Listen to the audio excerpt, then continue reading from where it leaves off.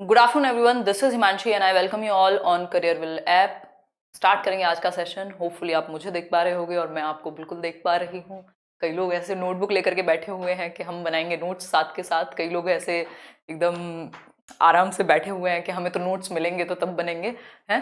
तो राम राम रश्मि। और बताओ वीना, आज तो सीटेट का रिजल्ट आया है और आप लोग बेइंतहा खुश हैं और मैं आपसे ज़्यादा खुश हूँ। तो आज तो मन भी ऐसा हो रहा था कि बस सेलिब्रेट ही कर लें छुट्टी उट्टी करके। बट इम्पॉर्टेंट है ये बैच में, अभी इतने लोग चाह रहे हैं एडमिशन हो जाए, बट एडमिशन अभी क्लोज हो चुके हैं इस बैच के। तो नेक्स्ट आएगा शायद 15 दिन बाद आए, 1 महीने बाद आए। तो तभी जो लोग आपके आसपास वाले आतुर हैं तो उनको बताइएगा कि अभी रुकिए, थोड़ा धीरज धरिए, है ना। तो आप लोग स्टार्ट करें। फिर कल हम कर रहे थे क्या, एडोलेसेंस। अरे बिल्कुल मिलेंगे पल्लवी, जल्दी ही मीटअप करेंगे। मेरा इवन कुछ प्लान है इंटरव्यू सेशंस भी लेने का। तो वो जो ईमेल आईडी था ना, interview.letslearn.interview करके, पे करेंगे कुछ कुछ। बहुत बढ़िया, बहुत अच्छा स्कोर किया आप लोगों ने। आपकी वजह से हो पाया यार, मेहनत आपकी है पल्लवी, मेरा थोड़ा बहुत सहारा है ना। चलो फिर स्टार्ट करते हैं। बहुत बढ़िया। तो हम चल रहे थे स्टेजेस ऑफ डेवलपमेंट में, जिसमें हमने इन्फेंसी तो पहले ही कर लिया था। कल हमने अर्ली चाइल्डहुड समझा था, उसके कुछ पॉइंट्स समझे थे। अर्ली चाइल्डहुड की क्या विशेषताएं हैं, कैसे इरेशनल थिंकिंग है, एनिमिज्म होता है। रिवाइज भी करा देती हूँ चलो मैं, है। अर्ली चाइल्डहुड की यदि हम बात करें तो इसको प्री स्कूल पीरियड भी कह रहे हैं, प्री गैंग एज पीरियड भी कह रहे हैं, प्ले एज की भी इसकी ये एज है, टॉय एज भी इसको कह रहे हैं, खिलौना आयु। ये सबसे ज्यादा तेजी से भाषा विकास, सोशलाइजेशन, ग्रोथ एंड डेवलपमेंट बहुत तेजी से होता है इस स्टेज में, ये कह सकते हैं। ठीक है बात, आगे बढ़ेंगे। Important period from socio emotional perspective, सामाजिक और सामवेगिक, यानी बच्चे के, अरे धन्यवाद नीरज, बच्चे की जो संवेग हैं, जो उसके इमोशंस हैं और जो उसका सोशलाइजेशन है, समाज में रहना है, ये दोनों ही डेवलप हो रहे होते हैं अच्छे से। तो ये इंपॉर्टेंट पीरियड है सामाजिक और सामवेगिक पर्सपेक्टिव से बच्चे के डेवलपमेंट का। ठीक है बात। आप सभी का दिल से धन्यवाद, बिल्कुल हाथ जोड़ करके धन्यवाद, है ना। बहुत बहुत खुशी हो रही है, बट प्लीज फोकस कीजिए यहाँ पढ़ने पे। इसके बाद सिलेक्शन लेना है और तब डिस्कशन करेंगे, है ना। अब लड़ाई थोड़ी लंबी हो गई है, सीटेट छोटी लड़ाई है, ये बहुत बड़ा युद्ध है ना। केवीएस शायद इस साल आएगा, रीट पहले से निकला हुआ है, और भी कुछ एग्जाम्स आएंगे, तो उनके लिए खुद को प्रिपेयर्ड रखिए, DEET+B के लिए तैयार करिए, क्योंकि पेडागोजी हर जगह आएगी और ये बहुत बड़ा कोर्स है, तो हम फोकस करेंगे कोर्स पे, है ना। चलो, all the best for future. Self centred यानी स्वयं केंद्रित, यानी बच्चा इसी उम्र में, अर्ली चाइल्डहुड में 2 से 6 वर्ष के अंदर ही क्या है, सेल्फ सेंटर्ड है। ये इंपॉर्टेंट है, इसलिए मैं रिवाइज अभी के अभी करा दे रही हूँ। ठीक, क्या है, सेल्फ सेंटर्ड है, स्व केंद्रित है, ईगोसेंट्रिक है। ईगोसेंट्रिक है यानी उसकी जो दुनिया है वो आई के अराउंड घूमती है, यानी मैं। हर चीज में, भाषा में, चीजों में, हर जगह पे मैं का इस्तेमाल वो करता है, खुद को सेंटर में रखता है। एनिमिस्टिक थिंकिंग होती है, यानी एनिमिज्म होता है, निर्जीव चीज को भी वो सजीव समझेगा, जीववाद कहते हैं इसको। पियाजे की थ्योरी में ये बात हम फिर से समझेंगे। जीववाद मतलब सॉरी, अगर मेरा हाथ इस पे लगा बोर्ड पर और मुझे हाथ में चोट लगी, तो बच्चा कहेगा कि इसको भी मारो, बोर्ड ने मेरे को चोट मारी है। या जैसे जब आप चलते थे बचपन में और मिट्टी से कुछ लगा या गिर गए आप, तो जो आसपास बड़े लोग हैं वो क्या करते हैं कि अरे इसकी पिटाई करो, ये टेबल से चोट लग गई, मेरे बच्चे को टेबल ने मार दिया। तो 2 थप्पड़ अगर आपने उस टेबल को ऐसे करके मार दिए तो बच्चे को फील होगा अरे इसको भी दर्द हुआ होगा। यानी वो निर्जीव चीज को भी, यानी वो नॉन लिविंग को भी लिविंग समझता है। नॉन लिविंग को भी क्या है, लिविंग समझता है। नॉन लिविंग को भी लिविंग ही समझता है बच्चा, ये हम कह सकते हैं। इसी को जीववाद कहते हैं। इसी स्टेज में ये चीज होती है, इस स्टेज के अंत तक ये चीज खत्म हो जाती है। ठीक है बात। अगर हम बात करें तो सिगमंड फ्रॉइड ने कहा है कि ये जो काल है, निर्माण काल का काल, बेसिकली अवस्था है निर्माण काल की। इरेशनल थिंकिंग, लॉजिकल थिंकिंग नहीं होती बच्चे की, यहाँ लॉजिक नहीं आता, अतार्किक चिंतन होता है कि चंदा मामा गोल है, मेरी बॉल गोल है, तो दोनों, मेरी जो बॉल है वो चंदा मामा के जैसी है, या जब हम चलते हैं तो पेड़ भी हमारे साथ चलते हैं। ये क्या है, इरेशनल थिंकिंग है। सोच तो पा रहा है वो, लेकिन उसमें लॉजिक की कमी है। ठीक है बात। बिलीव्स इन इमानेंट जस्टिस, क्या हुआ सुजाता, बिलीव्स इन इमानेंट जस्टिस मतलब उसको लगता है कोई सर्वव्यापी न्याय है, कोई भगवान बैठा हुआ है, कोई ऊपर कुछ बड़ा सा कोई अथॉरिटी बैठी हुई है बादलों में, और वो निश्चित करती है कि यदि तुमने झूठ बोला तो कल तुम्हें चोट लग गई, तो आप कहोगे पाप दिया है भगवान ने तुम्हें, है ना। तो उसको लगता है कि एक इमानेंट जस्टिस जैसा कुछ है, सर्वव्यापी जस्टिस है, जो ऑटोमेटिकली काम करता है, जो अपने आप हो जाता है। आगे बढ़ेंगे। बेसिक अंडरस्टैंडिंग जो है आपकी भाषा कौशलों की, वो आ जाती है इसमें। बेसिक मतलब एक बेसिक सी समझ एक आधारभूत समझ के वो थोड़ा बहुत यूज कर पाए लिसनिंग, स्पीकिंग, रीडिंग, राइटिंग, यानी सुनना, बोलना, पढ़ना और लिखना को। एक दो दोस्तों की उम्र है ये, क्योंकि टोली पूर्व अवस्था है, यानी प्री गैंग एज है, अभी गैंग में नहीं घूम रहा, अभी तो उसने बाहर जाना, लोगों में खेलना शुरू किया है। ज्यादा देर वो बच्चों में नहीं खेलता, कहीं मम्मी पापा के साथ गया, कहीं रुकने, किसी ट्रिप पे गया, वहां देखा, या हॉस्पिटल गया, देखा एक दो बच्चे खेल रहे हैं तो उससे दोस्ती कर ली, हाय हेलो, बस 2 मिनट की दोस्ती है, मुश्किल से 1 या 2 दोस्त होंगे इस एज में। क्यूरियोसिटी बहुत ज्यादा होती है, यानी जिज्ञासु प्रवृत्ति का होता ही है बच्चा, और बहुत ज्यादा क्वेश्चंस भी पूछता है, चाहे वो रैशनल हो चाहे इरेशनल हो, लेकिन क्वेश्चनिंग की भी एज है, बहुत ज्यादा क्वेश्चन करता है, ये हम कह सकते हैं। ये बात क्लियर है सभी को? इसके अलावा अगर मैं बात करूं, लर्निंग बाय इमिटेशन, यानी अनुकरण के द्वारा बहुत हद तक सीखता है। इससे पहली स्टेज में अनुकरण या दोहराने की अवस्था थी, वो चीजों को रिपीट करता था लेकिन बहुत ज्यादा नहीं, लेकिन इस स्टेज में इमिटेशन से वो बहुत हद तक सीख सकता है, बहुत ज्यादा सीख सकता है, ये हम कह सकते हैं। ठीक है बात, आगे बढ़ेंगे। लेटर चाइल्डहुड यानी उत्तर बाल्यावस्था, इसकी भी हमने बात की थी। 6 से 12 वर्ष हम इसको याद रखेंगे, आसानी होगी, क्वेश्चन कम गलत होंगे। 7 से 12 भी रख सकते हो, कई बुक्स में आपको 6 से 12, कई बुक्स में आपको 7 से 12, क्योंकि अलग अलग मनोवैज्ञानिक जो है वो कोई 1 साल पीछे, कोई 1 साल आगे, नॉर्मल बात है। ठीक है बात। अगर हम बात करें हाँ, तो कह सकते हैं एलिमेंट्री स्कूल एज है, यानी ये प्राथमिक विद्यालय की आयु है, क्योंकि 6 वर्ष की उम्र में ही, 5 वर्ष की उम्र में ही आप पहली क्लास में बच्चे को बिठा रहे हैं, तो प्रॉपर जो एलिमेंट्री स्कूलिंग शुरू होगी वो यहीं से शुरू होगी। स्कूल एज है ये, जिसको लेटेंसी एज कहा है किसने? सिगमंड फ्रॉइड ने। और इंडस्ट्री वर्सेस इंफीरियोरिटी एज कहा है किसने? एरिक एरिक्सन ने। बहुत महत्वपूर्ण गैंग एज यानी टोली अवस्था है ये, ग्रुप में रहता है बच्चा और माँ बाप से ज्यादा बाहर ग्रुप्स में खेलना पसंद करेगा। फिर है एज ऑफ सूडो मैच्योरिटी, यानी मिथ्या परिपक्वता, उसको लगता है कि वो बड़ा हो गया है जबकि हुआ नहीं है, तो वो ऐसा एक्ट करेगा जैसे वो बहुत बड़ा हो गया है, अब तो मैं अपने डिसीजन खुद ले सकता हूं, अब तो मैं अपने काम खुद कर सकता हूं, वो खुद को बड़ा समझता है, ये हम कह सकते हैं। ये उसके दिमाग में एक फेक मैच्योरिटी आ गई है, जहां उसको लग रहा है कि हम क्या हैं, बहुत बड़े हो गए अब तो। ठीक है बात, ये बात क्लियर है कि नहीं है? कोई समस्या, कोई दर्द, कोई दुख हो तो बता दीजिए, मैं आपके कमेंट्स नहीं देख पा रही हूँ, इसका रीजन क्या है ये तो मुझको नहीं पता है, लेकिन जब कमेंट्स नहीं चलते हैं तो मतलब गुस्सा आता है फिर। जी जी बिल्कुल बिल्कुल चंपा, आपसे बात करना है, क्या करूं? करियर विल में कॉल करूं? बहुत बढ़िया आशुतोष, मैं कोशिश करूंगी कर पाई तो, है ना? बहुत बढ़िया, नोट्स दे देंगे मंडे इस मंडे तक नोट्स मिल जाएंगे आपको अब तक के, और हो सकता है कुछ एक्स्ट्रा में भी, एडवांस में भी मिल जाए। ठीक, पीडीएफ साथ के साथ दे दिया करेंगे। एडोलेसेंस यानी किशोरावस्था, ये थी जहां पे कल बीच में वीडियो अटकी थी आई थिंक। एडोलेसेंस का क्या मतलब है? किशोरावस्था का। हाँ, पास हो सोनम आप। अगर हम बात करें, सीटेट कितनी भी बार दे सकते हो, कोई अंत नहीं है। एडोलेसेंस यानी किशोरावस्था 12 से 18 वर्ष की अवस्था है, डब्ल्यूएचओ के अनुसार 10 से 19 वर्ष की अवस्था है। डब्ल्यूएचओ के अनुसार 10 से 19 वर्ष की अवस्था है एडोलेसेंस। जो जनरल स्टेज है वो है 12 से 18 वर्ष की। थैंक यू सपना। हाँ 85 आए हैं, 80 में पास हो। देखो यही नोट्स के सेक्शन में पीडीएफ मिलेगी, इधर आ जाओ, ध्यान दो एडोलेसेंस पर यानी किशोरावस्था पर। ठीक है, अगर हम बात करें हाँ वर्ल्ड हेल्थ ऑर्गेनाइजेशन के अकॉर्डिंग 10 से 19 साल।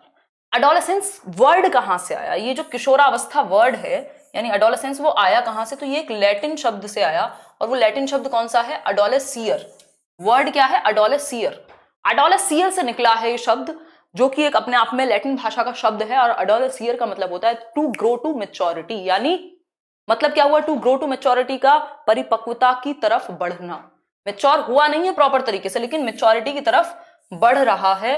तो एडोलेसियर वर्ड जो कि एक लैटिन वर्ड है जिससे एडोलेसेंस बना है, जिसका मतलब होता है टू ग्रो टू मैच्योरिटी, यानी परिपक्वता की तरफ बढ़ना।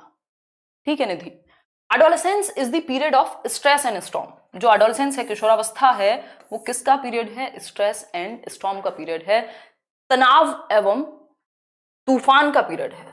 किशोरावस्था तनाव एवं तूफान की अवस्था है, ऐसा कौन कहते हैं? स्टैनली हॉल कहते हैं। तनाव एवं तूफान की अवस्था है किशोरावस्था, ऐसा कहने वाले व्यक्ति का नाम है जी स्टैनली हॉल। जी स्टैनली हॉल ऐसा क्यों कहते हैं? क्योंकि किशोरावस्था वो अवस्था है जहां बच्चे के अंदर बहुत सारे साइकोलॉजिकल, फिजियोलॉजिकल, है ना, मतलब हार्मोनल हर तरह के चेंजेस बहुत रैपिड तरीके से यानी बहुत तेजी से हो रहे होते हैं, चाहे वो उसका मानसिक विकास हो, चाहे वो उसका शारीरिक विकास हो, चाहे वो उसका हार्मोनल डेवलपमेंट हो, चाहे वो उसका इमोशनल डेवलपमेंट हो। मतलब तनाव और तूफान की अवस्था है, इतने सारे चेंजेस एक साथ हो रहे हैं, आउटबर्स्ट है चेंजेस का कि जो एडोलेसेंट है उसको समझ नहीं आ रहा कि मेरे साथ हो क्या रहा है और मैं बड़ा हूं कि छोटा हूं, मैं कहां स्टैंड करता हूं, उसको यही नहीं समझ में आता।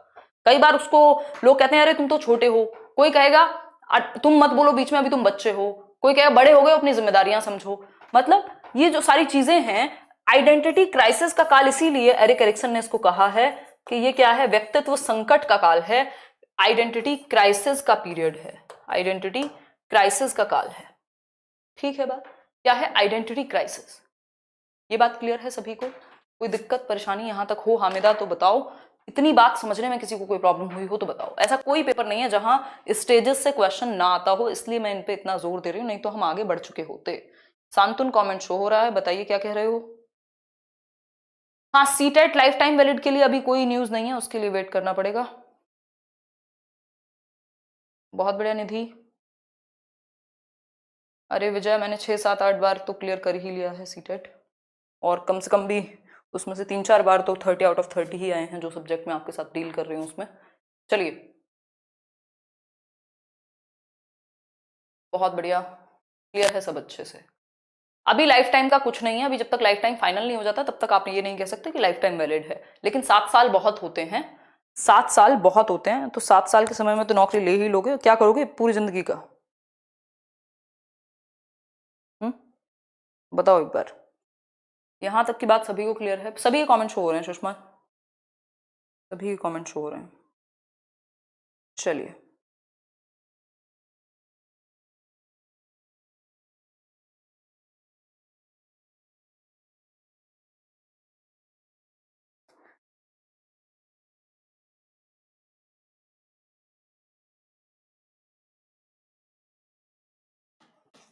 आगे बढ़ेंगे। हमने 2 3 चीजें ही यहाँ डिस्कस की हैं भाई। स्टैनली हॉल जो व्यक्ति हैं, इन्होंने किशोरावस्था पे बहुत ज्यादा काम किया हुआ है। इनकी बुक का नाम भी एडोलेसेंस है, किशोरावस्था नाम की बुक है किशोरावस्था नाम की, इसकी स्टैनली हॉल की, जी स्टैनली हॉल। ये कई बार कथन आता है कि किसने कहा है कि किशोरावस्था तनाव एवं तूफान की अवस्था है। क्यों है तनाव एवं तूफान की, मैंने आपको बताया, बच्चे के सेक्सुअल ऑर्गन से लेकर के वो रिप्रोडक्टिव सिस्टम उसका डेवलप हो रहा है, उसका मन, उसका साइकोलॉजिकल, हार्मोनल, फिजिकल, मेंटल, हर तरह के डेवलपमेंट बहुत तेजी से होते हैं। एक बात आपको पता होनी चाहिए कि जो इन्फेंसी है, जो इन्फेंसी पीरियड है और जो चाइल्डहुड आपका अर्ली चाइल्डहुड है, अर्ली चाइल्डहुड, ये वो स्टेजेस हैं जब जो ग्रोथ है, ग्रोथ एंड डेवलपमेंट है, वो बहुत तेजी से यानी स्पीड पकड़ रहा होता है। फिर उसके बाद लेटर चाइल्डहुड में ये जो स्पीड है थोड़ी सी कम होती है, लेटर चाइल्डहुड में ये स्पीड थोड़ी डाउन जाती है और एडोलेसेंस में फिर से पीक पे होती है। तो इसलिए एडोलेसेंस में इतनी तेजी से चेंजेस हो रहे हैं, तो इसलिए भी इसको तनाव एवं तूफान का काल कहा गया है। ये बात समझ पा रहे हो या नहीं? इन्फेंसी जन्म से 2 वर्ष, अर्ली चाइल्डहुड 2 से 6 वर्ष, लेटर चाइल्डहुड 6 से 12, एडोलेसेंस 12 से 18। तो इस पीरियड को अगर हम छोड़ दें तो यहाँ थोड़ा जो रेट है ग्रोथ एंड डेवलपमेंट का वो कम है, यहाँ पे भी तेजी से होगा, यहाँ पे भी तेजी से होगा, और एडोलेसेंस में भी तेजी से होगी। जो आपकी ग्रोथ एंड डेवलपमेंट है या चेंजेस हैं लगभग हर एक प्रकार के, मैक्सिमम डेवलपमेंट आपका एडोलेसेंस में दिमाग का हो चुका होता है। 90% तो आपका अर्ली चाइल्डहुड में ही हो जाता है, लेकिन जो मैक्सिमम पोटेंशियल है आपके ब्रेन का वो एडोलेसेंस में ही डेवलप हो जाता है। अब एडोलेसेंस को भी 2 अवस्थाओं में बांट दिया बहुत सारे लोगों ने, जिसमें से एक है अर्ली एडोलेसेंस यानी पूर्व किशोरावस्था। पूर्व किशोरावस्था की जो एज है वो है 12 से 16 साल, यानी 12 to 16 years of age. Early adolescence यानी पूर्व किशोरावस्था का बच्चा कहलाएगा, या किशोरी कहलाएगा, बच्चा भी नहीं कहेंगे इसको, किशोरी कहेंगे। लेटर एडोलेसेंस की यदि हम बात करें तो 16 से 18 वर्ष, क्या है 16 से 18 वर्ष लेटर यानी उत्तर किशोरावस्था। भाई 12 से 18 टोटल है, जिसमें 12 से 16 अर्ली एडोलेसेंस, जब ज्यादा उसमें तनाव और तूफान की अवस्था ज्यादा है, फिर बाद में धीरे धीरे वो एडजस्टमेंट सीख जाता है। एक और चीज है, एडोलेसेंस में एडजस्टमेंट प्रॉब्लम्स रहती हैं, यानी समायोजन नहीं कर पाता वो अपनी आसपास की सराउंडिंग से, एडजस्टमेंट प्रॉब्लम्स रहती हैं किशोरावस्था में। क्या समझे? सही समझे या नहीं समझे? ये बात क्लियर है या नहीं है, ये बताओ। क्लियर है ये बात? होपफुली ये बात क्लियर होगी, सभी को क्लियर है। चलिए आगे बढ़े इसी बात पे। इसमें प्यूबर्टी नाम की भी एक अवस्था होती है जिसको कई लोग प्यूबर्टी कह देते हैं। प्यूबर्टी बेसिकली एडोलसेंस से जुड़ी हुई है, टीनेज कह देते हैं कई लोग। प्यूबर्टी का सिंपल मतलब है कि जो सेक्सुअल ऑर्गन्स हैं, रिप्रोडक्टिव पार्ट्स हैं आपकी बॉडी के, वो ग्रो हो रहे हैं, आप सेक्सुअली एक्टिव बन रहे हैं। लड़कियों के लिए 10 से 12 साल कह दी जाती है, लड़कों के लिए 13 से 16 साल कह दी जाती है ना। लड़कियों में परिपक्वता पहले आती है लड़कों की बजाय। ये बेसिक सी चीजें हैं जो आपको पता होनी चाहिए। ठीक है बात, आगे बढ़े। अब एडोलेसेंस की कुछ थियोरीज हैं, यानी अलग अलग विचार हैं एडोलेसेंस पे लेके। थियोरीज का मतलब क्या है भाई? कोई भी एक थियोरिस्ट था, उसका अपना विचार था, या कुछ लोगों ने मिलकर के एक थियोरी बना दी। धन्यवाद डॉली। ठीक, अगर हम बात करें आशुतोष, तो थियोरीज ऑफ एडोलेसेंस यानी किशोरावस्था की क्या सिद्धांत, जिसमें दो सिद्धांत फेमस हैं। पहला सिद्धांत कहता है क्या? थियोरी ऑफ सॉल्टेटरी डेवलपमेंट, यानी त्वरित विकास का सिद्धांत। त्वरित विकास का सिद्धांत का मतलब क्या है? त्वरित विकास का सिद्धांत इज समथिंग कि अचानक से होता है डेवलपमेंट। सॉल्टेटरी यानी अचानक से, सडन। कि एडोलेसेंस में जो इतने सारे परिवर्तन है वो अचानक से हो रहे हैं, ये अचानक से हो रहे हैं। बिल्कुल हेल्पफुल है शुभम। तो सडन डेवलपमेंट है, ऐसा कौन कहता है? स्टैनली हॉल इस बात को मानेंगे कि एडोलेसेंस में होने वाले जो परिवर्तन हैं वो अचानक से होते हैं, वो सॉल्टेटरी हैं, वो त्वरित हैं, वो सडन हैं। ठीक है Nandini. Theory of gradual development यानी धीरे धीरे, है ना, धीरे धीरे से मेरी जिंदगी में आना। कौन सा गाना है वो अभी आया है ना? तो ग्रेजुअल का मतलब होता है धीरे धीरे, over the period of time, एक दिन में नहीं। ठीक, तो ग्रेजुअल को मानने वाले और लोग हैं, एक हाइड्सबर्ग और समथिंग उनका कुछ नाम है। दूसरे एक महत्वपूर्ण व्यक्ति हैं थॉर्नडाइक, जो इस बात को मानते हैं कि जो परिवर्तन आ रहे हैं ना किशोरावस्था में, वो एक दिन में या अचानक से नहीं हुए, बल्कि वो धीरे धीरे इन्फेंसी से लेकर के आगे बढ़ रहे थे, एक एक करके स्टेजेस में चल रहे थे। तो ग्रेजुअल यानी क्रमिक, क्रम से, सीक्वेंस में हो रहे थे डेवलपमेंट, ऐसा मानने वाले लोग हैं थॉर्नडाइक। और अचानक से परिवर्तन होते हैं एडोलेसेंस में, ये मानने वाले व्यक्ति हैं स्टैनली हॉल। होपफुली ये बात क्लियर है। किसी को यहां तक ये बात समझने में कोई दिक्कत हो तो मुझे बताओ, ताकि मैं आगे आपकी बात को क्लियर कर सकूं। फटाफट से बताओ, मैं कमेंट देखती हूँ, जल्दी आंसर करो। हाँ, धीरे धीरे क्रम, आशुतोष ठीक करवा दिया था कल ये वाले। हाँ, मैं रिवाइज करा रही हूँ क्योंकि कल बीच में नेटवर्क का कुछ ऊपर नीचे था, और ये स्टेज भी इंपॉर्टेंट है, और आज आपका रिजल्ट भी आया है, तो दोनों ही चीजों का इस्तेमाल हम कर रहे हैं। ठीक, देखिए अपने पास समय है, ये बैच की टेंशन नहीं है। कैरेक्टरिस्टिक्स ऑफ एडोलेसेंस, धीरे चल सकते हैं इसमें, यानी क्योंकि ये इतना इंपॉर्टेंट है अपने आप में चैप्टर, तो थोड़ा सा रिवीजन भी हो गया बाकी स्टेजेस का। ये ऐसा चैप्टर है जहां से पॉसिबल नहीं है कि स्टेजेस से क्वेश्चन ना पूछे, किसी भी पेपर में बैठ जाइए आप पूरे भारतवर्ष में। कैरेक्टरिस्टिक्स ऑफ एडोलेसेंस, नहीं तो मुझे तो आज प्रिंसिपल्स कराने थे, जो कि बहुत अच्छा सा और प्यारा सा चैप्टर है। ग्रेजुअल डेवलपमेंट की बात थॉर्नडाइक करते हैं, और हर्ट्जबर्ग करके आई थिंक एक व्यक्ति है, वो करते हैं। ठीक, बहुत बढ़िया नगमा, क्लियर है बात? किसको रिपीट करना है? फर्स्ट को। देखो ये तो सिंपल है ना, थियरी ऑफ सॉल्टेटरी डेवलपमेंट का मतलब है त्वरित विकास, सडन डेवलपमेंट। ऐसा स्टैनली हॉल कहेंगे कि अचानक से परिवर्तन हुए हैं, जो इतने सारे परिवर्तन हुए हैं वो अचानक से हुए हैं। जबकि क्रमिक विकास का मतलब है कि वो क्रम में हो रहे थे, तो ऐसा थॉर्नडाइक कहेंगे। मिलेंगे आकांक्षा? अगर हम बात करें नेक्स्ट पॉइंट की, कैरेक्टरिस्टिक्स ऑफ एडोलेसेंस यानी किशोरावस्था की विशेषताएं क्या हैं, बहुत इंपॉर्टेंट, बहुत इंपॉर्टेंट। क्या कहा था चंपा? देखिए, पीरियड ऑफ आइडेंटिटी क्राइसिस, ये बात हमने समझ लिया है, मतलब समझ ली है कि पहचान का संकट, पहचान के संकट का काल है। यानी बच्चे की आइडेंटिटी क्या है ये वो नहीं समझ पाता, वो बड़ा है छोटा है, उसका कोई योगदान है दुनिया में या नहीं है, या सिर्फ माँ बाप के पैसों पे वो बेचारा टाइम काट रहा है, वो है कौन ये वो नहीं समझ पाता।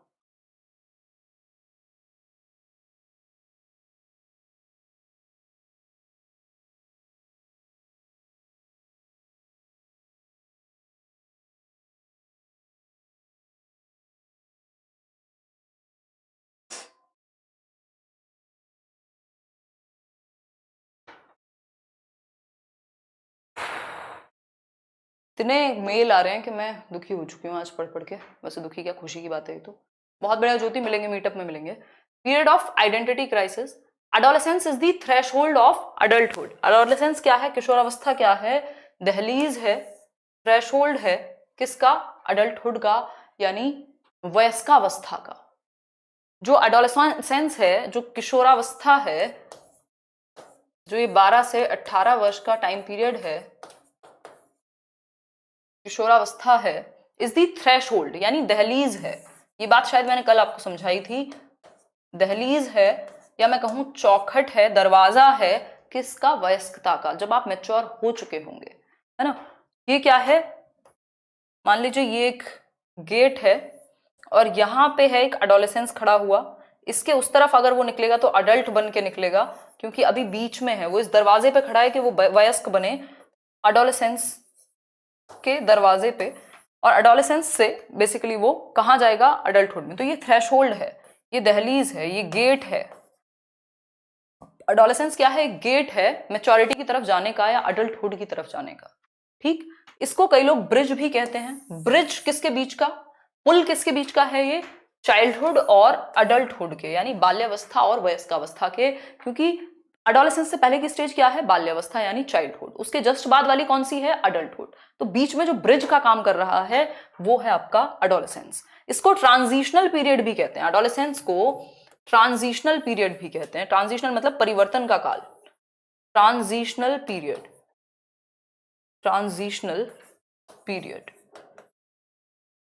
ये क्या है, परिवर्तन का काल है, ट्रांजिशनल पीरियड है, परिवर्तन का काल है। ट्रांजिशन हो जाएगा एक किशोरी से वयस्क में, ठीक है। ये बेसिक बातें हैं जो पता होनी चाहिए आपको। इसको कई लोग गोल्डन एज कहते हैं, क्योंकि यही वो टाइम है जब आप अपने वोकेशन को लेकर के, अपने आगे की लाइफ को लेकर पूरा प्लान कर सकते हैं कि आपको कैसा व्यक्ति बनना है, कैसा व्यक्तित्व आपका होगा और किस ओर आप जीवन में जा रहे होंगे, ठीक है। ये वही अवस्था है जहां से भगत सिंह बनते हैं, जहां से राजगुरु और सुखदेव बनते हैं। क्यों, क्योंकि इस स्टेज में आपके अंदर एक बहुत क्या कहें, एक ऐसी एनर्जी है जिसको आप डायरेक्शन अगर सही दिशा में दें तो आप कुछ का कुछ बन सकते हैं, अगर वही दिशा खराब हो जाए तो क्रिमिनल टेंडेंसी भी इसी स्टेज में आ सकती है ना। अगर हम बात करें नेक्स्ट की स्प्रिंग सीजन, स्प्रिंग सीजन यानी बसंत ऋतु है, इतने सारे हार्मोनल चेंजेस हैं, है ना, बसंत ऋतु, ठीक। आगे बढ़ जाएंगे। अब ये कुछ चीजें इंपॉर्टेंट हैं। Age of hero worship, hero worship मतलब वीर पूजा, ये वो स्टेज है जहां बच्चा हीरो वर्शिप, मॉडल मान लेगा किसी को, है ना। मुझे तो सलमान खान जैसा बनना है, या मुझे तो शाहरुख खान जैसा बनना है, या मुझे तो भगत सिंह राजगुरु जैसा बनना है, या मुझे तो कोई और अच्छा काम करना है।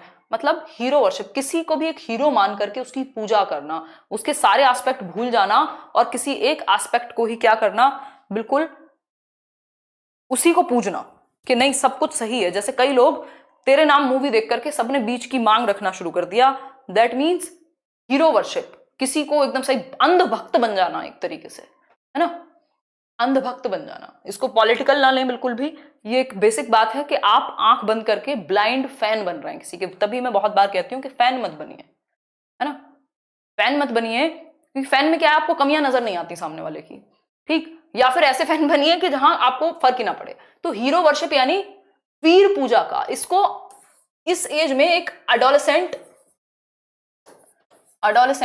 ईगोसेंट्रिसिज्म भी होता है। ईगोसेंट्रिसिज्म यानी किशोरावस्था में अहम केंद्रिता, यानी बच्चे का ध्यान खुद पे रहता है, उसको लगता है इमेजिनरी ऑडियंस है कहीं आसपास। क्या है इमेजिनरी, यानी कल्पना कर लिया उसने कि कुछ लोग उसको देख रहे हैं, सबका ध्यान उसी के चारों ओर है कि वो कैसा लग रहा है। तो अपने बालों पे ध्यान, अपने हेयर स्टाइल से लेके, अपने कपड़ों से लेके, अपने दोस्तों से लेके, हर एक चीज पे उसका ऐसे ध्यान है जैसे सबका ध्यान उस पे हो, पूरी दुनिया का सेंटर वो हो, ऐसा उसको लगता है। सरिता क्या पूछ रहे हो बताओ। तो एज ऑफ हीरो वर्शिप या एडोलेसेंट ईगोसेंट्रिसिज्म कि आए बस मैं ही हूं दुनिया का सेंटर, ठीक। अगर हम बात करें इमेजिनरी ऑडियंस, उसको नजर आती है कि जैसे सब उसी को देख रहे हैं, सबका ध्यान उसी पे है। अगर वो शादी में किसी दिन वो कैसा लग रहा है, सबका ध्यान इसी बात पे कि अरे देखो वो कितना सुंदर है या वो कितनी सुंदर लग रही है, ठीक है।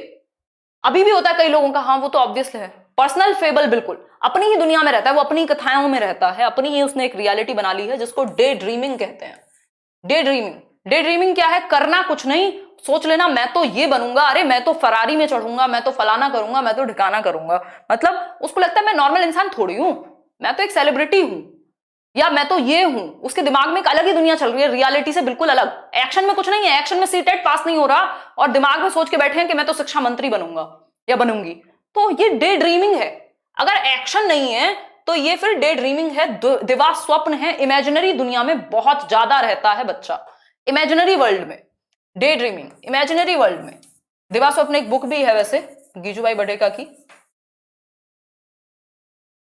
इमेजिनरी वर्ल्ड, यानी एक दुनिया को उसने कल्पना कर ली है, एक दुनिया की, और बिना एक्शन के। एक होता है कि आप क्या, हाँ, अहम ब्रह्मास्मि जैसा बिल्कुल। एक होता है कि आप एक्शन कर रहे हो, मुझे अच्छा बनना है तो मैं रोज काम करूं, that is good. Day dreaming क्या है, मैं तो अच्छा हूं, मैं तो बन गया हूं, मैं तो ये करूंगा, मैं तो वो करूंगा, एक्शन जीरो। 24 घंटे का आउटपुट देखो तो 5 घंटे पढ़ाई नहीं की और सोच के बैठे हैं केवीएस में सिलेक्शन होगा। आपका हर एक दिन आपको बता देगा कि आप किस तरफ जा रहे हैं, कुछ होगा आपके जीवन में कि नहीं होगा, वो आपका हर दिन आपको बता देगा अगर आप ध्यान से देखेंगे तो। ठीक। मैक्सिमम डेवलपमेंट ऑफ इंटेलिजेंस यानी बुद्धि का अधिकतम विकास, बुद्धि का अधिकतम विकास इसी स्टेज में हो जाता है। सीटेट 6 महीने में आता है, 6 महीने बाद होगा, जल्दी शायद नोटिफिकेशन आ जाए। मैक्सिमम डेवलपमेंट ऑफ इंटेलिजेंस यानी बुद्धि का अधिकतम विकास इसी स्टेज में होता है जीनत।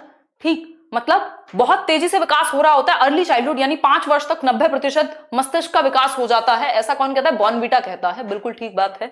लेकिन सबसे ज्यादा जो मैक्सिमम डेवलपमेंट है बुद्धि का, वो कब होगा, वो इसी स्टेज में। यहां तक हो चुका है, अब इस स्टेज में कोई साइंटिस्ट भी बन सकता है, कुछ भी बन सकता है, इससे ऊपर मैक्सिमम डेवलपमेंट मतलब यही पॉसिबल है।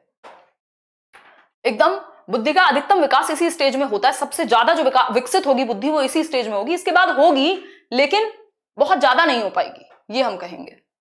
डेवलपमेंट ऑफ लीडरशिप यानी नेतृत्व का विकास, लीडरशिप स्किल्स, उसको नेता बनने का भी एक विकास मतलब उसके अंदर है, नेतृत्व का विकास उसके अंदर हो रहा है। आप देखते हैं बच्चे इसी उम्र में कॉलेज जाते हैं, वहां के इलेक्शंस में कई लोगों को बड़ा इंटरेस्ट रहता है। दिल्ली यूनिवर्सिटी में क्या होता है, एनएसयूआई, एबीवीपी, ये सब बनी हुई हैं और वो पूरा नेतागिरी में लगे हुए हैं कि हम जीतेंगे, हमारी पार्टी जीतेगी, फलाना करेंगे, या उसको जैसे ही मौका मिलेगा आंदोलन करने की कोशिश करेगा। ये क्या है, ये बेसिकली बच्चे के अंदर, ये अच्छी बात है, बुरी बात नहीं है। अगर सही दिशा में हो तो ये बात बिल्कुल सही है। क्या है कि लीडरशिप स्किल्स, कि वो लीड कर पाए। लीडर्स की जरूरत है ना, बिना लीडर्स के कैसे चलेगा। फिर है lack of stability and adjustment, emotional stability तो बहुत कम है, रेयर है अगर मैं कहूं तो। इमोशनल इंस्टेबिलिटी तो कह सकते हैं इसको, इमोशनल इंस्टेबिलिटी, के स्टेबल नहीं है वो इमोशनली, इमोशनल इंस्टेबिलिटी और एडजस्टमेंट की कमी है, लैक है। वो अपने एनवायरमेंट से समायोजन नहीं कर पा रहा। समायोजन कैसे नहीं कर पा रहा, आप देखते हैं इसी उम्र में बच्चे की अपने माँ बाप से, अपने दोस्तों से लड़ाइयां होती हैं। स्पेशली दोस्त ने फलानी चीज ली है, मुझे भी वही चाहिए, इस बात पे घर वालों से लड़ने में लगा हुआ है, या समाज के सारे नियम उसको बुरे लग रहे हैं कई बार। तो फिर धीरे धीरे इस स्टेज के बाद या इस स्टेज के अंत तक एक्सेप्टेंस आने लगता है। सेल्फ रिस्पेक्ट, एटीट्यूड, इन सबको बहुत ज्यादा उसका मतलब बेसिकली जो उसका एनवायरमेंट है उसके साथ एडजस्टमेंट प्रॉब्लम्स होती हैं बहुत। आप देखते हैं किशोरावस्था में माँ बाप को भी पता है कि ये एज ऐसी होती है, गर्म खून है, ये कह के छोड़ देते हैं कई बार। तो क्यों, क्योंकि उनको ये लगता है यार ये स्टेज ऐसी है, तनाव एवं तूफान की अवस्था है, इतने सारे चेंजेस हो रहे हैं कि इसको खुद भी नहीं पता कि ये कहाँ जा रहा है। तो बहुत ज्यादा बहसबाजी में पड़ते नहीं है, वो भी एक बार को चुप हो जाते हैं। ठीक, एक और चीज है इसमें, वोकेशनल एंग्जाइटी भी है। वोकेशन की एंग्जाइटी, वोकेशनल एंग्जाइटी या एंग्शियसनेस, कि कौन सा करियर आप चूज करेंगे आपको नहीं पता, तो करियर को लेके कंफ्यूजन या फ्रस्ट्रेशन, करियर फ्रस्ट्रेशन कह लीजिए या कंफ्यूजन कह लीजिए। करियर को लेके एंग्जाइटी है कि मैं जाऊंगा किधर, मैं करूंगा क्या। कोई बात नहीं Pragya, over the period of time सब ठीक हो जाता है। आप वो काम कीजिए जो जरूरी है, जो सही है।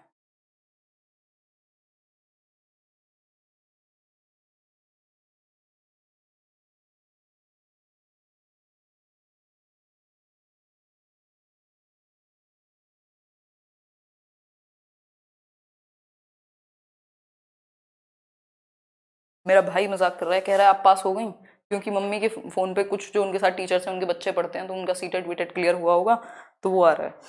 तो वो फोटोज वगैरह भेज रहे हैं कि हिमांशी के सब्जेक्ट में फुल आए हैं ये वो। तो मेरा भाई कह रहा है आप पास हो गई मतलब क्यों, क्योंकि मैं चली जाती हूँ मजाक मजाक में पेपर देने। तो ऐसे ऐसे बच्चे हैं, पूरे मजे लेते हैं जब मौका मिलता है, क्योंकि हम उसको बोलते रहते हैं पढ़ता नहीं है, ये नहीं करता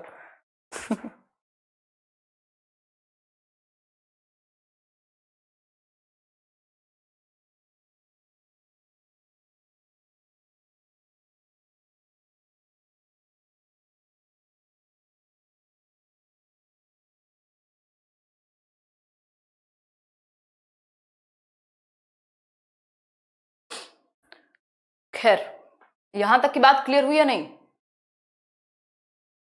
सामंजस्य नहीं बिठा पाता अपने एनवायरनमेंट से, ये बात बिल्कुल सही है, इसको हम मान सकते हैं, कोई इसमें दिक्कत वाली बात ही नहीं है। आपको कोई समस्या इसमें लग रही हो तो मुझे बता दो। यहां तक की सारी बातें क्लियर हो गई हो तो हम आगे बढ़ जाएंगे, है कि नहीं? चले आगे। अरे ये सभी के लिए हेल्पफुल है, ये तो बड़ा सेशन है, बल्कि सीटेट तो इसके सामने छोटा सा एग्जाम है जितना हम इसमें डिस्कशन कर रहे हैं। आगे बढ़ेंगे। Mental independence and feeling of revolt, मतलब मानसिक स्वतंत्रता। अब उसको लग रहा है मैं अपने लिए खुद सोच सकता हूं, मैं अपने डिसीजंस खुद ले सकता हूं, मैं ये कर सकता हूं, मैं वो कर सकता हूं, खुद को मैनेज करने में प्रॉब्लम होती है। विद्रोह की भावना कि हम तो ये कर देंगे, समाज को बदल देंगे, दुनिया को बदल देंगे, फलाना कर देंगे, है ना। तो रिवोल्ट की जो फीलिंग है, आरसीआई होता है रिहैबिलिटेशन काउंसिल ऑफ इंडिया, जो स्पेशल एजुकेशन वगैरह के रिसर्च में काम करता है, एजुकेशन में काम करता है। वोकेशनल एंजाइटी का मतलब है कि वो कौन सा करियर चूज करेगा, इस चीज को लेकर के एंजाइटी होती है।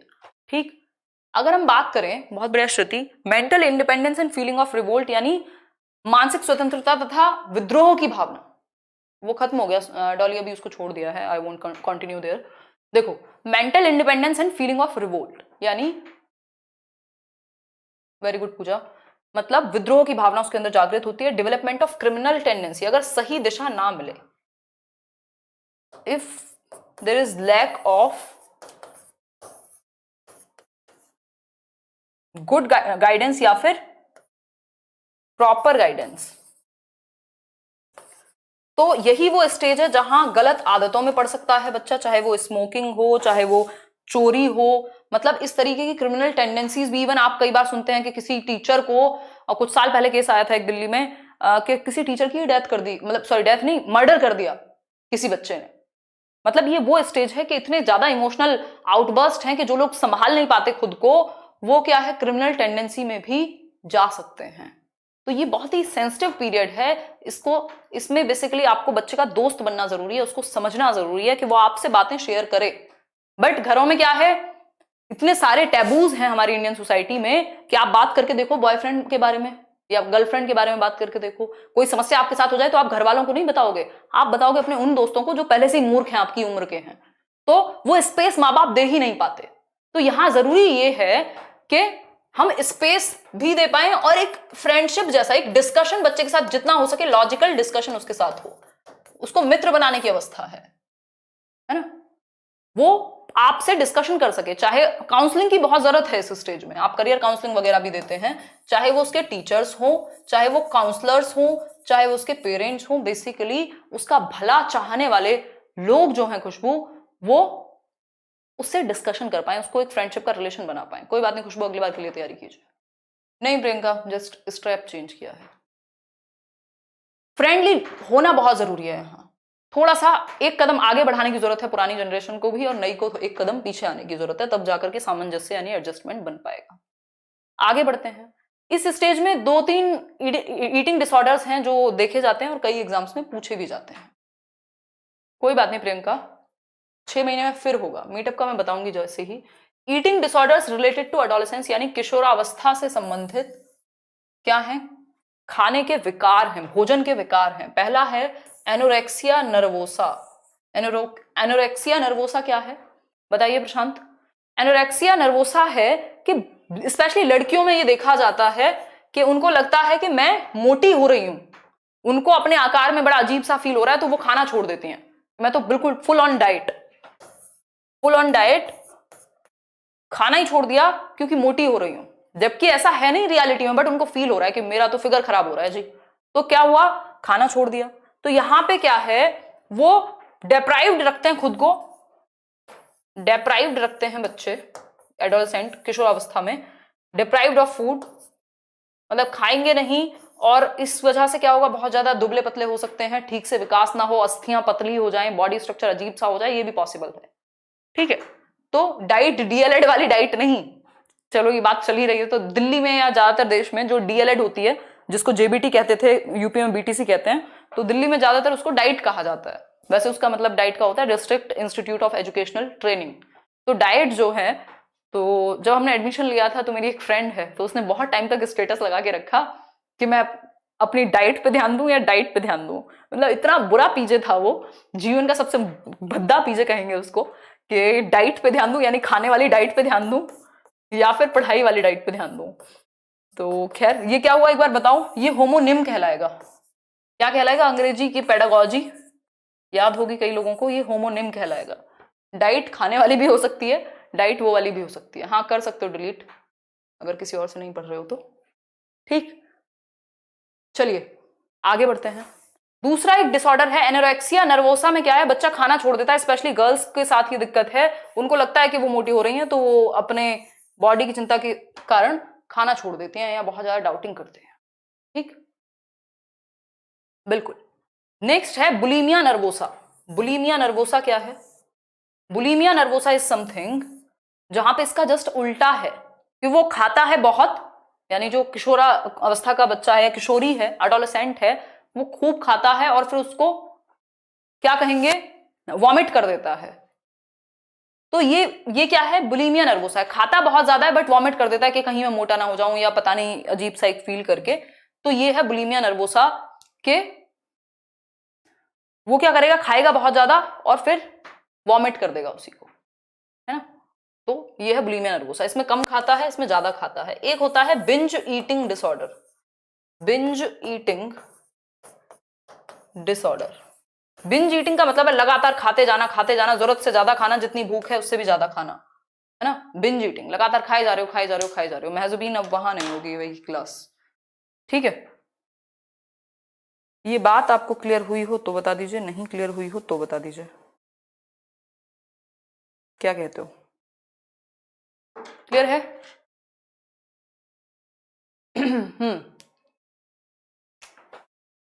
एप्पल है सोनी, क्लियर। चलिए आगे बढ़ते हैं। तो आज के लिए कहानी यही है। कल की क्लास में हम डिस्कस करेंगे प्रिंसिपल्स ऑफ डेवलपमेंट, यानी विकास के सिद्धांत। विकास के सिद्धांत आप चाहें तो इनको एडवांस में पढ़ के आ सकते हैं, जहां से भी मन हो। थोड़ा सा डिस्कशन प्रॉपर करेंगे विकास के सिद्धांतों का, और इसके साथ हो सकता है कि मैं कुछ और एक्स्ट्रा चीजें भी आपको ऐड करके दिखाऊं। फिर जैसे ही ये चीज होती है तो ये चैप्टर आपका कंप्लीट हो जाएगा। और कल तो सैटरडे है ना, अच्छा, तो मंडे को हम मिल रहे हैं और मंडे को ये वाला चैप्टर कंप्लीट करेंगे। ट्यूसडे को जहां तक है इस चैप्टर से रिलेटेड क्वेश्चंस हम करेंगे, कुछ 50 क्वेश्चन या जितने भी होंगे वो आपको क्या वो मिल जाएगा, क्या कहते हैं उसको, वर्कशीट मिल जाएगी, और मंडे को नोट्स भी मिल जाएंगे यहां तक के जितना हम कर चुके हैं, ठीक है। देखो बिंज ईटिंग है लगातार खाने ही जाना, उसमें उबकना नहीं है, उसमें वॉमिटिंग नहीं है बिंज ईटिंग में, लेकिन बुलीमिया में बिंज ईटिंग है, सॉरी बुलीमिया में क्या है, वॉमिटिंग भी है, ठीक। बिंज मतलब लगातार। बहुत बढ़िया श्रुति। तो principle of continuity, growth and development, individual differences, uniformity of pattern, general to specific जाना, इंटीग्रेशन, और अगर हम बात करें inter relation, development is predictable, development of principle of developmental direction, development is spiral and not linear, है ना। मोर critical है शुरुआती पीरियड, बाद में से मैचुरेशन एंड लर्निंग का एक प्रिंसिपल है। मतलब इसमें ना अभी दो चैप्टर आपके रहते हैं, एक तो रहता है प्रिंसिपल्स ऑफ डेवलपमेंट, मतलब दो सब पॉइंट्स रहते हैं इस चैप्टर के। एक तो है प्रिंसिपल्स ऑफ डेवलपमेंट, क्या है प्रिंसिपल्स ऑफ डेवलपमेंट यानी विकास के सिद्धांत, और दूसरा है आपका प्रिंसिपल्स ऑफ डेवलपमेंट, दूसरा है आपका हेरिडिटी एंड एनवायरनमेंट का एक छोटा सा चैप्टर है, छोटा सा सब टॉपिक है, वो भी इसी में मैं करा दूंगी। तो ये हम मंडे ट्यूसडे में खत्म करके फिर इसके चैप्टर खत्म करके, ये सबसे मतलब काफी बड़ा चैप्टर है, लेंदी चैप्टर है ये, और इसको मैं थोड़ा धीरे लेके भी चल रही हूँ ताकि चीजें दिमाग में रुकें।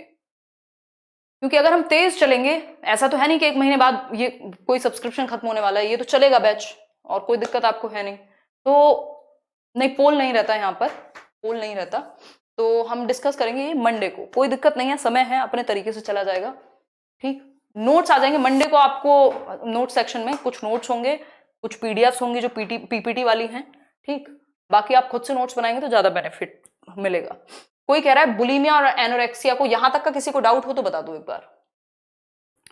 बुलीमिया और ये देखो, एनोरेक्सिया नर्वोसा सिंपल है, डिप्राइव्ड रखना खुद को खाने से, खाना ना देना, जितनी जरूरत है बॉडी को वो भी नहीं देना। बुलीमिया नर्वोसा है बहुत ज्यादा खाना देना, मतलब वॉमिट आफ्टर मच ईटिंग, यानी खूब खूब सारा खा करके, और इतना खा लो कि फिर उल्टियां लग जाएं आपको, या उबकना एक तरीके से कहेंगे कि कहीं दिक्कत ना दे जाए। बिंज ईटिंग तो वो इन जनरल है, वो यहाँ पे इसका कोई संबंध नहीं है, मेनली यही दो हैं। बिंज ईटिंग होता है, वैसे बिंज ईटिंग होता है लगातार खाना और बहुत ज्यादा खाना, ठीक। अगर बात करें इसकी बुलिमिया नर्वोसा की, तो ये जस्ट ऑपोजिट है एनोरेक्सिया का। मतलब यहां वो खाता नहीं है, यहां वो बहुत ज्यादा खाता है, जब तक उबक ना जाए बिल्कुल, ठीक है बात।